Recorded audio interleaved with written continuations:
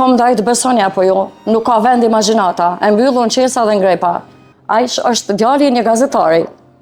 Një gazetar që dikur ka raportuar për krimet e luftës, në frontin e luftës, pikërisht në Zhakov. Ndodhë që tjetë babaj i kriminalit, do më thonë, ai baba nuk arriti ta edukoj djalin e vetë.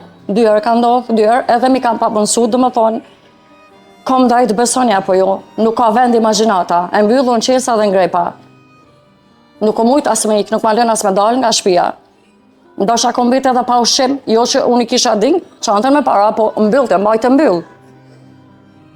Kjo është xhelozia një të merr, nuk imagjinohet. Si me sjetë.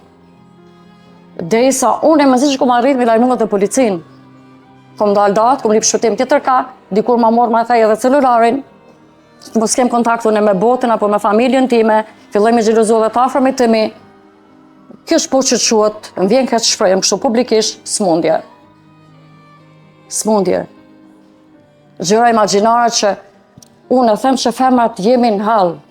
Për vetën thoj, se unë kam kaluar këtë gjë, po kuptoni që edhe proceset gjyqësore, shqyrtimet gjyqësore janë presionimat psikologjik dhe emotiv. Sa po ty në sallën, sa në gjyqësore, aq ka presion emotiv, aq ka, sidomos kërë ke përballë dhunuesin, afër. E din çat ka ndodhë, edhe qohet ai ka pa daia, thotë, nuk e pranoj fajsin.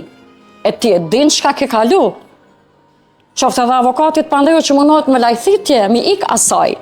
Për fat të mirë që është prokurori dhe gjyqtari, ai mbreti, apo lartmadhëria e tij që vendos, volos dhe i sërhallon me precisitet çdo detaj të mundshme dhe vjen deri te aktgjykimi i formës prerë. Ku këtu nuk e kum pas lehtë, kemi pas i betejë bukur të gjatë juridike, po ja arrita. Sepse nuk jam dorëzu.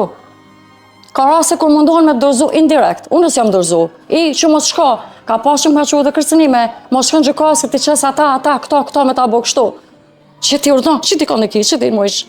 Ku vazhdo me atë derisa morri një dënim unik që tash kemi apo s'kemi pak knatësi, të paktën në shpallja fajtor, zbulimi i të vërtetë është ai suksesi